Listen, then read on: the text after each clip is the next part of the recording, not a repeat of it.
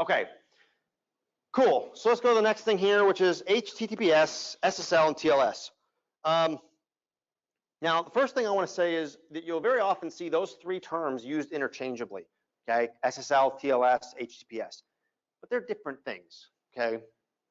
So when we're talking over a network, and we're using TCP, and we'd like that channel to be secured, so we'd like the traffic that's flowing over that channel to be encrypted, we can use SSL. SSL is a secure sockets layer. It basically sits on top of TCP and provides this encrypted communication channel. SSL2 was released in 1995, and then we got SSL3 in 1996. Then, later on, something new was developed, okay, as a replacement for SSL, and it was called Transport Level Security, or TLS. So TLS 1.0 was meant to replace SSL3. TLS 1 was released in 1999, 1.1 in 2006, 1.2 in 2008, 1.3 in 2018. Now, when we are exchanging HTTP messages over SSL or TLS, that is HTTPS, right? So when you communicate with a website, you're doing HTTPS. It's because you're doing HTTP over either SSL or TLS, okay? So it's a small thing, but you know, that's sort of the terminology. Now, the way HTTPS works, when you go to communicate with a web server and the web server decides that you want to talk securely, a handshake process needs to occur. So there's some back and forth between the client and the server.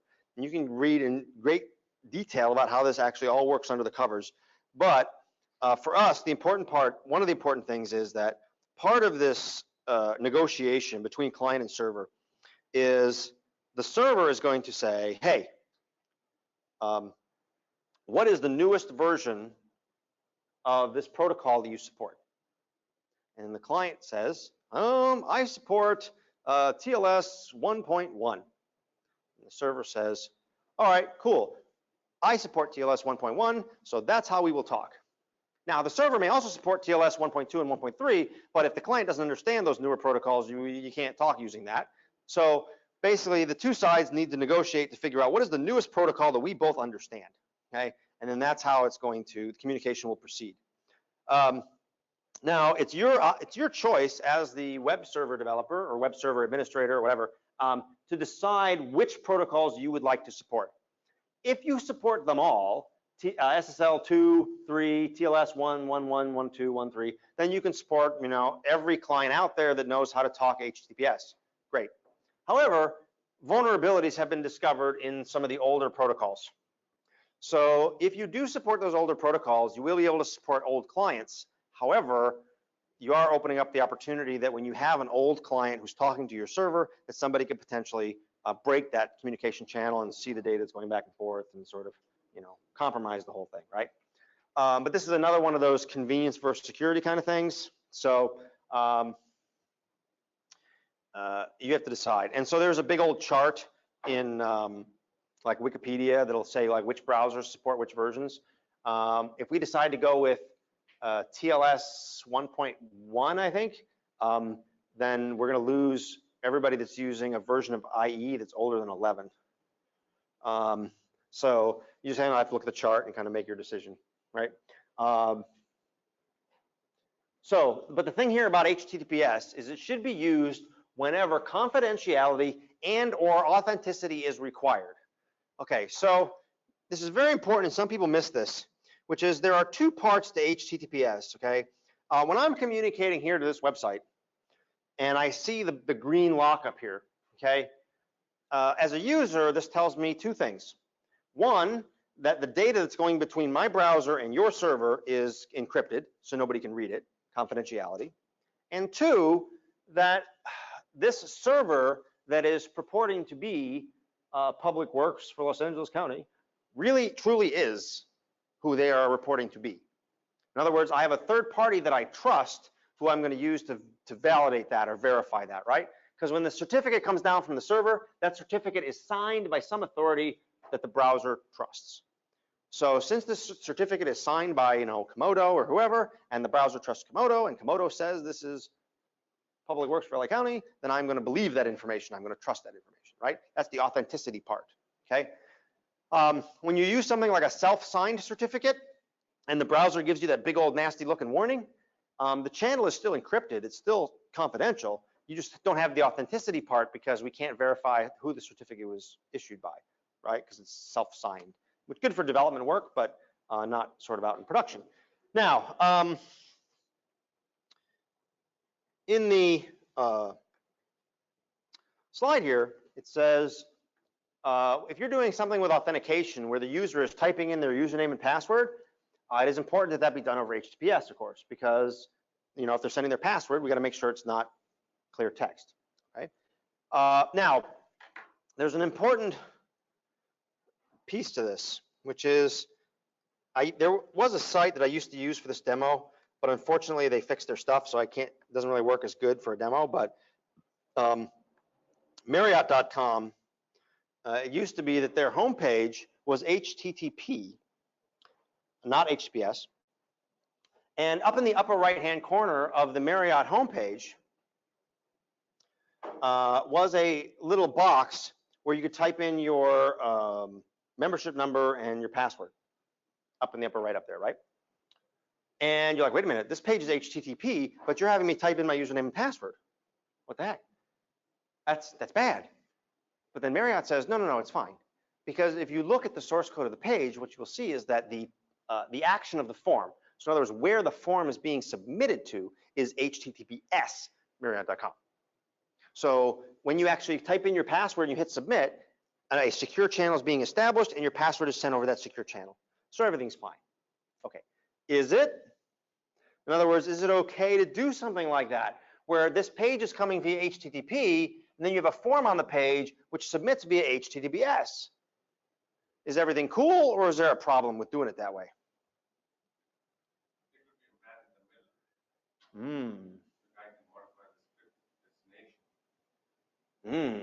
Okay, so yeah. So he said man in the middle, which I was like, well, wait a minute.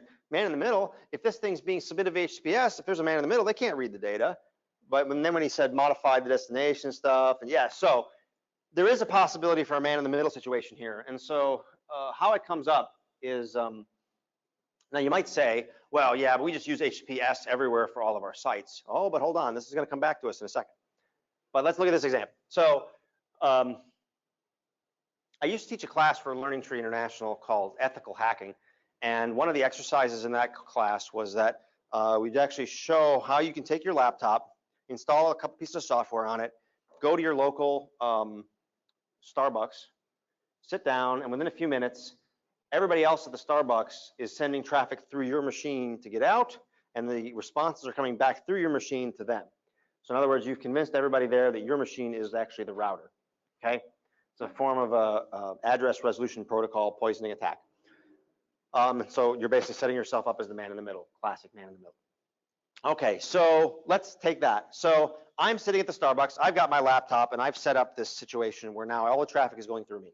Okay, I can have all sorts of fun with that because, if somebody at the Starbucks makes a request for, foxnews.com, I can send them back MSNBC or whatever. It's like, woohoo, watch their heads explode or whatever, I don't know. Or vice versa, works both ways.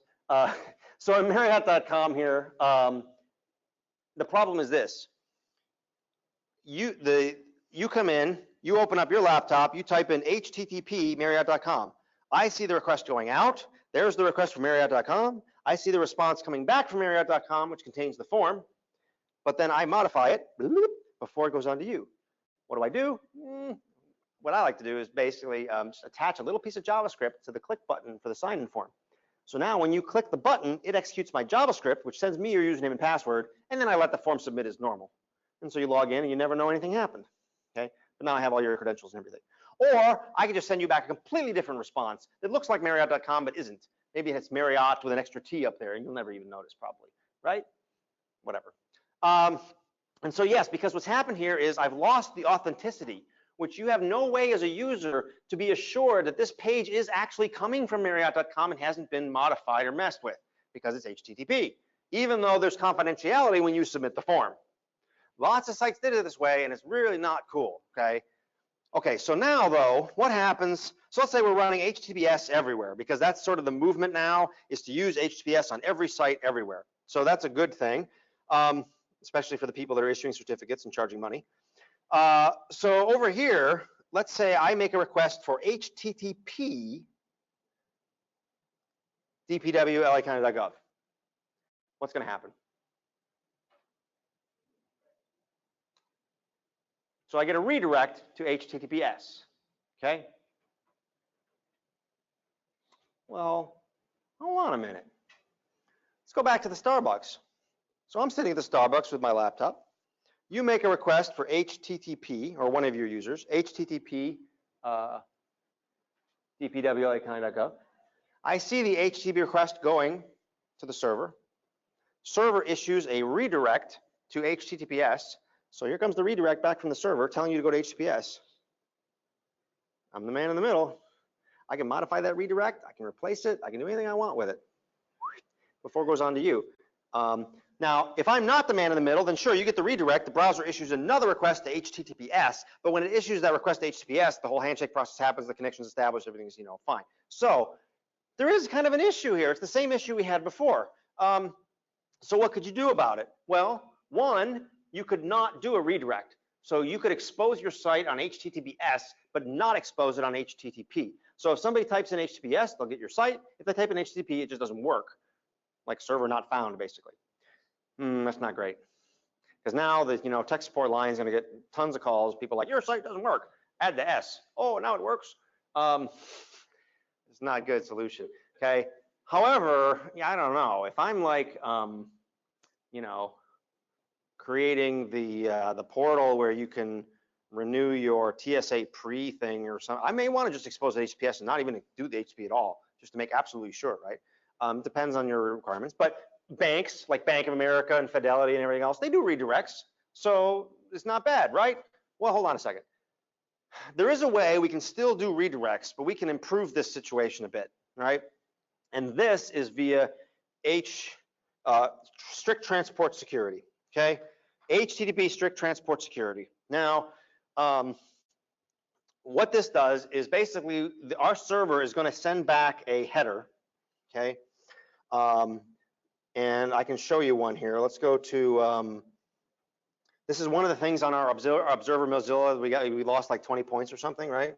So let's go to like Bank of America here. And let's bring up the developer tools. And let's reload this. And we'll look at the page that's coming back. And we'll see, and depending on which request I looked at, I may have clicked on the wrong one. Oh, there it is actually. So this is sending back a strict transport security, max age, and that's like in seconds, I think, right? So what does this header do? How does it work? Okay, so what this does is you make a request for HTTP dpw.lacounty.gov. The server sends back a redirect, but with that redirect, it also includes a header which says strict transport security with a max age. Browser receives that, and so now basically it caches this information. It basically now knows that anytime somebody makes a request for HTTP, LA County, blah, blah, blah, that should always be done via HTTPS, okay? So that means that, yes, the first time you go to HTTP, you will get the redirect. But then 3 days later, you try to make a request to HTTP lacounty.gov again, the browser will just say, well, no, I'm not even going to make that request because I know this should be done via HTTPS, and then makes the initial request via HTTPS. So back to the Starbucks, if that user had been to your site previously and received this strict transport security header, now when they come to the Starbucks and they type in HTTP or they have a bookmark or whatever, the first request that goes is HTTPS. Now as the man in the middle, I'm out, okay?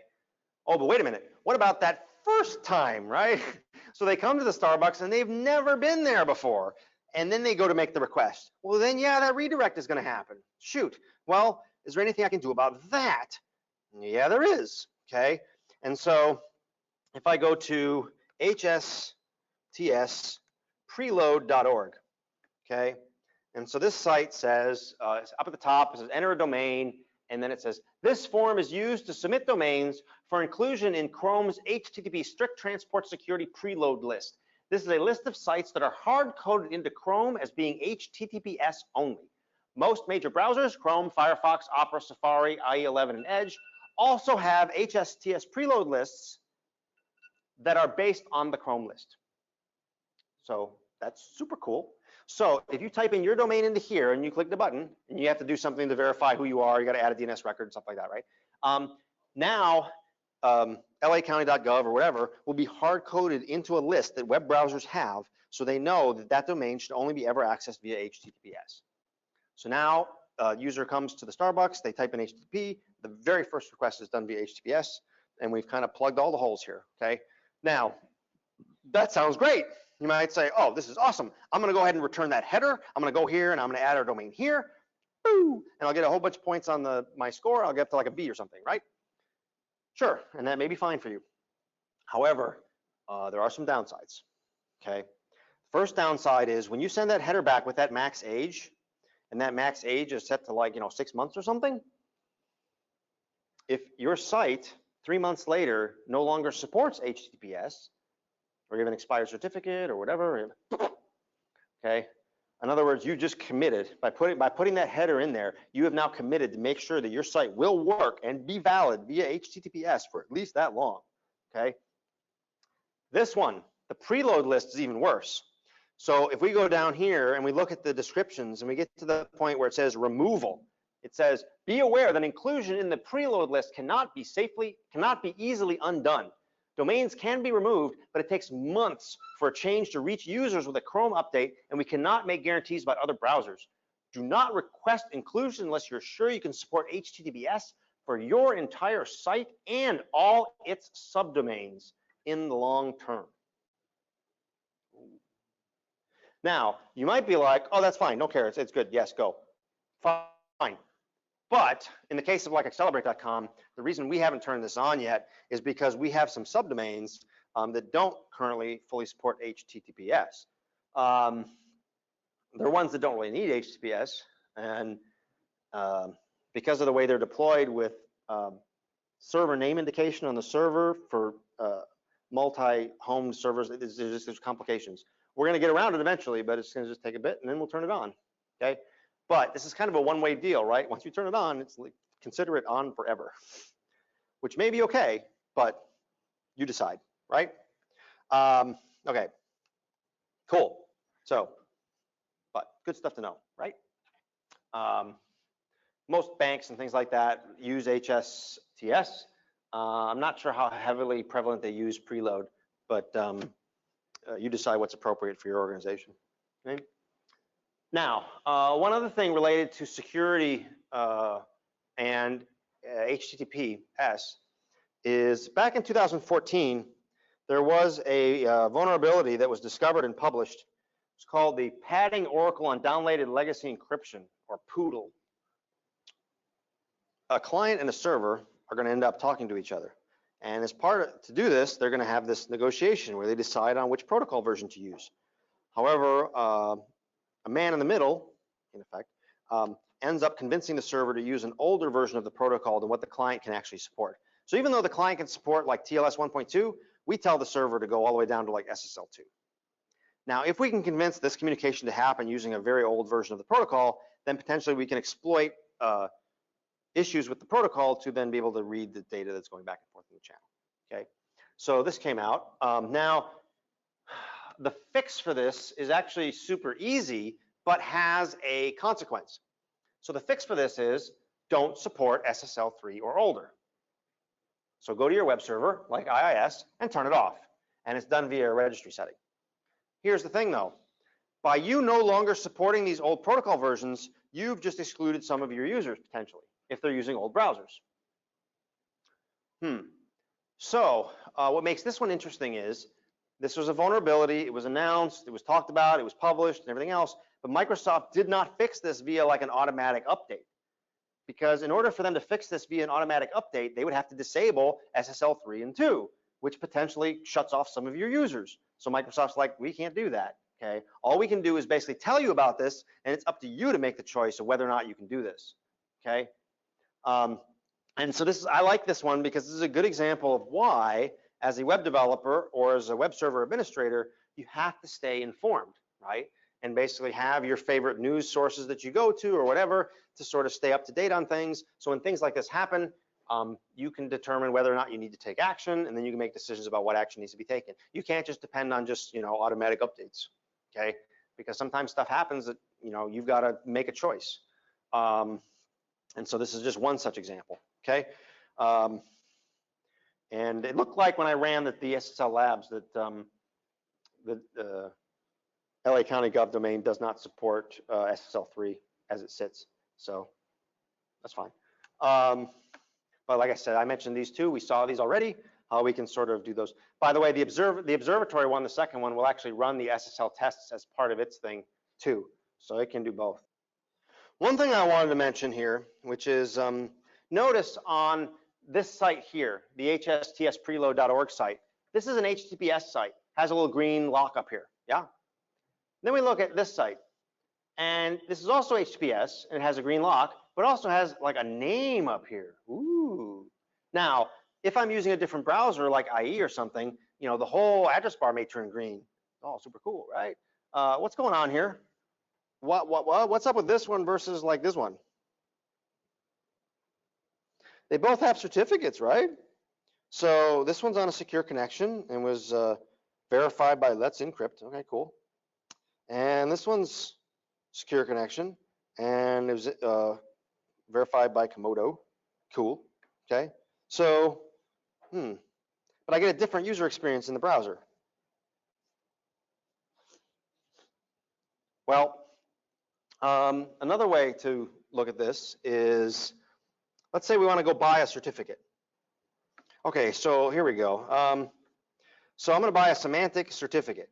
So I can get a regular old certificate and it costs $399 a year, or I can buy a secure site with EV for $1,000 a year, or I can get a secure site wildcard for $2,000 a year. Okay, now, then I decide to go over to someplace else. So maybe I don't want to buy from them. So I'm going to go to Namecheap, and because I'll buy my certificate from Namecheap. And on Namecheap, I can get a certificate for $8 a year. Woo! Or I can get an EV certificate for $70 a year. Woo! Right? Or an EV multi-domain for $142 a year versus $2,000 a year. All right, what's up? So why can these guys charge $2,000 a year and those other guys can charge, $100? Yeah, so first of all, so a couple people said trust. All right. So technically, is there any difference between these two certificates? And as far as how they work or how strong the encryption is or anything like that? Nah, they're the same. Okay. So when I buy one from here, all they do is they basically generate a key pair and then they just sign it and give it to me. The other place does the same thing. Okay. So they work the same. So why would okay, so what about browser support? Is there an implication there maybe? Could be. Because if I go with a certificate authority that's been around for a really long time, their root certificates will be trusted by really old browsers because they've been around a really long time, right? If I pick a authority that's only been around for a little while, it may only be newer browsers that have that in their list of trusted root authorities, and older browsers may not. So it could be one reason, okay? And that's why actually Symantec get away with charging huge money because they actually bought VeriSign, and VeriSign's been around since like day one. So. The other reason is, somebody mentioned trust. Sure, when a user goes to click up there and they see who issued your certificate, you may not want it to say Namecheap or whatever, right? So you may want it to be a name that they recognize, or that they know, like Symantec. They're like, oh yeah, Symantec's cool, I trust them, that kind of thing. But how many users actually go up there and click on that? I mean, yeah, nobody really. However, I do kind of like the green bar versus not the green bar. That's kind of cool. So what's up with that? Well, that's the EV certificate, right? The difference between an EV and a not EV. But still, I can go to these guys and get an EV for cheap. But the difference between EV and not EV has nothing to do with the certificate itself. It has to do with how much work does the certificate authority do before it issues the certificate. If I buy a regular certificate, the authority does, they're just like, we'll send you an email, click on the link in the email to prove it's you. Okay, cool, here's your certificate, okay? If I go to buy an EV certificate, basically the certificate authority is promising that they're gonna do more work to verify who you are. So if I go to buy an EV certificate, they're probably gonna do something like, okay, well, we're gonna have to call you on the phone, you're gonna have to email us a copy of your business license, we're gonna have to blah, blah, blah, blah, blah, blah, do a whole bunch of extra stuff, right? So the only difference between those two types of certificates is that if somebody is looking at your site and they see this up here, they say, oh, okay, cool. This means that the certificate authority did some additional work to really double check and verify who these people are, because what was happening before EV certificates, there were a lot of authorities out there and some of them were issuing certificates without really doing anything. It was like, just click this button, we'll give you one for whoever you want. Yeah. You also have to think about how much, what if something bad happens to the certificate authority? So there was a case a while back of a certificate authority in Canada that they had their private key compromised. And so it basically meant that all the certificates they issued were like toast. And so what's the chances that something's going to happen like that to Symantec? Probably, But Symantec also got in trouble a couple of years ago for doing some shady stuff. So you can read about that if you want to. Anyway, yeah, they were issuing certificates in names, in Google's name and Microsoft's name and things, and putting them on servers for testing purposes, and it was some bad stuff. Anyway, so yeah, I mean, it's all about trust, and it comes down to that. So really, when you pay the extra money, it's just because, you got to decide how much that's worth to you. Sometimes you're comparing yourself to your competitors, right? I mean, if you're like a Bank of America and your competitor is KeyBank, and KeyBank has a certificate from VeriSign or from Symantec, but you have a certificate from Let's Encrypt or Namecheap, it's an image kind of a thing. Yeah. But at the end of the day, it really doesn't mean that much. I mean, they'll try to convince you of different things, or they'll say, oh, if your stuff gets violated because our encryption's bad, we'll give you $100,000 or whatever. But most of that's like, doesn't, So, but you can read their pitches if you want, but it's really all the same. And Let's Encrypt is a new thing now where this allows you to generate certificates, for free, because there's this big push of HTTPS everywhere. And so Let's Encrypt allows you to get free certificates, okay? Because they're trying to push toward this idea of, HTTPS across the entire World Wide Web. And so, yeah, you can't get EV certificates with this, but you can get sort of regular ones for no money at all.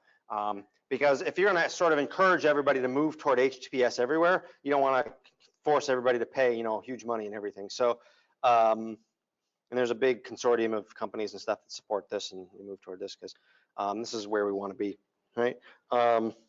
And mainly it's not because of the confidentiality part, it's because of the authenticity part. So users have a better way to validate and verify who they're talking to, right? And that's what it's all about, okay? So before we get started with some new material today, there was one topic from yesterday that I want to just take a few minutes to sort of revisit and add a few sort of details to, which may help you guys out. And so at the end of yesterday's session, I got involved with a little bit of a Q&A period with a few folks around something that we talked about yesterday, which is HTTP strict transport security, HSTS, and this concept of the HSTS preload, which we added to that. And so since this is something that looks like it's definitely going to be something that you'll probably bump into as part of the effort the organization is putting forth in this area, I want to just add a few more things to this discussion about HSTS. One or two of these things came out of our discussion that I had yesterday. And then there was also one thing that somebody asked a question yesterday, and I wasn't really sure about, and so I ended up going and doing a little bit more research, and so I wanted to share that with you about one of the sort of the ways that HSTS works kind of technically. So let's now, if you remember, just as kind of review, HSTS was about our site is HTTPS, but we also listen on HTTP, and we redirect to HTTPS. But we mentioned that there was an issue around that in that redirect. So the user makes the request to HTTP, the server sends back the redirect to the HTTPS, the browser requests HTTPS, and then they get that. Okay. and it was that redirect that goes back and forth, which is that redirect is still being sent via HTTP, so somebody could potentially mess with that, like a man-in-the-middle type situation. That's what we were trying to address, right, with HSTS. So in the description here for HSTS, sort of this is kind of a review from yesterday, right? It says up at the top, if a website accepts a connection through HTTP and redirects to HTTPS, visitors may initially communicate with the non-encrypted version of the site before being redirected. This creates an opportunity for a man-in-the-middle attack. The redirect can be exploited to direct visitors to a malicious site instead of the secure version of the original site. Okay, now, one thing I do want to just make sure and say is that we want to view this kind of in context, which is we talk about how big of a deal is this, right? How big of a security risk is this? It's in a much different category than some of the other ones we've talked about. And here's one of the reasons why that is. If I talk about something like SQL injection or cross-site scripting, that's a kind of vulnerability that if there are sites out there that have it, I could create like an automated tool and I could just put it on a server somewhere and run it, and I could literally hit like thousands and thousands of websites per day trying to do SQL injection or trying to do cross-site scripting, right? And so it's a very prevalent vulnerability because there's ways that people can automate those type of attacks and kind of just blast it out there, right? Where with something like this, like a man-in-the-middle type situation, this is much, much less common to see out in the wild because it really involves some individual actually like sitting there looking at the redirect and then actually modifying the redirect and doing something that's going to work for that particular target, for that particular redirect. So it's a much more sort of individual targeted type of exploit versus one that's just more sort of just, you know, widespread. And so it is it's definitely less of a concern than some of the other things that we've talked about, okay? Now, but I do want to add some details here. And so yesterday when we talked about HSTS, and then we talked about this ability to put yourself into the preload list. If you remember, the preload list was this thing where there's a list of domains that are sort of baked into the web browser, so the web browser knows to only communicate with those domains via HTTPS. And that's the only way that we can sort of eliminate the redirect altogether, right? Versus HSTS by itself, where you still have the first redirect the first time they go, okay? And now there are some more stringent requirements that have to be in place when you're doing the preload. And so I'll come back to that in a second, but I just wanted to make sure everybody was clear on some of the things I said yesterday, that which things are only a requirement if you're doing the preload versus which things are not a requirement if you're not doing the preload, okay? So I wanted to fill some of those in and make sure we're clear. So let's say we're going to implement HSTS, and let's not worry about the preload stuff yet, right? We just want to do the HSTS part. Okay, so we said yesterday there's a header that you have to return, okay? And it's the strict transport security header, okay? But this thing has some properties to it. It has a max age in seconds. It has another thing you can specify, which is include subdomains, and then something you can specify, which is preload. Okay, so what that means is I can specify the strict transport security header and then specify a max age. Like, for example, in the recommendations here on the preload site, it says, hey, when you're transitioning to HSTS, what you may want to do is start with a max age of like 5 minutes. And somebody pointed this out yesterday afternoon, and it was good they did that. At 5 minutes for testing purposes, right? And then you can change it to 1 week, and then 1 month, and eventually, like it says here, you know, go to like 2 years or something. But do it kind of incrementally, so that way if you discover there's a big issue, it's only an issue for 5 minutes, or you know, whatever you set it for, okay? So you can move toward that incrementally. Also, this includes subdomains business, okay? So you can leave off the include subdomains and have it so that it does not actually affect subdomains. Now, but if you eventually then want to add yourself to the preload list, being on the preload list actually requires, and so you can see up here underneath the requirements, it says redirect from HTTPS, serve all subdomains over HTTPS, serve an HTTP header, the max age must be at least 1 year, the include subdomains directive must be specified, the preload directory must be specified, and then something about a redirect. And so we do have to make sure it's the root domain and all the subdomains if we're doing preload. If we're not doing preload, though, we don't actually have to, right? Because we can sort of leave that parameter off to give us a little bit of flexibility there. The other thing is, somebody mentioned about removing a site from a browser's preload list. And so there is actually a way to do it. It differs between different browsers. So if you were to research, because this is for like if you're doing like development and testing, right? So Firefox versus Chrome versus IE, There are ways to sort of get it to forget about your domain, to get it removed from that the HSTS list for that browser, but it differs from browser to browser. One other thing that you can do is this max age here. So let's say we have our web application returning the strict transport security header with a max age of 1 week or something. But then at some point later, we were like, yeah, this is really a bad idea. We'd like to stop this from happening. You can actually return a strict transport security header with a max age of 0, and that instructs the browser to remove this domain from its HSTS list, right? Now, it still needs to receive that via HTTPS, and that leads me into something else about this that I want to mention. And this is sort of an internal detail about how HSTS works, because somebody yesterday mentioned that they weren't seeing the effect that they were expecting when they started returning the strict transport security header. And this is why they weren't seeing what they were expecting, which is browsers only respect the strict transport security header if that header is received over an HTTPS connection. So what that means is you make the initial request to a site via HTTP. The site sends back a redirect and includes the strict transport security header. That redirect is HTTP though, so that strict transport security header has no effect. It's not paid attention to, okay? Then the server makes the redirect request. So then it asks for HTTPS yoursite.com. That comes back, it has the strict transport security header, the browser sees that, and now it will actually use it, enforce it, it respects it, okay? But the browsers only look at the strict transport security header if that header is delivered via HTTPS. And the reason they do that is because if it's delivered via HTTP, well, some man in the middle or somebody could inject that header or modify that header or change your max age or change your preload, and we don't want that to potentially be possible. And so somebody yesterday mentioned that they started returning the header, but they didn't see the effect because they were actually looking at the results before the browser actually got the header via HTTPS, right? And that's why they didn't see it happen right away. And so, yeah, so just adding a few extra little bits sort of around this. Now, but again, all of these different security things are typically viewed in context. Somebody asked in the morning session during the online thing, this question that was brought up yesterday about these sort of vanity domains and things, that extra domains that all point to the same place, and whether it's worth it to go through a whole bunch of extra work and expense to make all of those sort of extra domains HTTPS. And if it was me personally, bottom line is I probably wouldn't, just because if I look at the amount of risk associated with this man in the middle situation for the redirect to HTTPS versus the convenience or lack of convenience in getting separate certificates for every single one of those other domains and putting a place where they can be hosted so that that certificate can be there.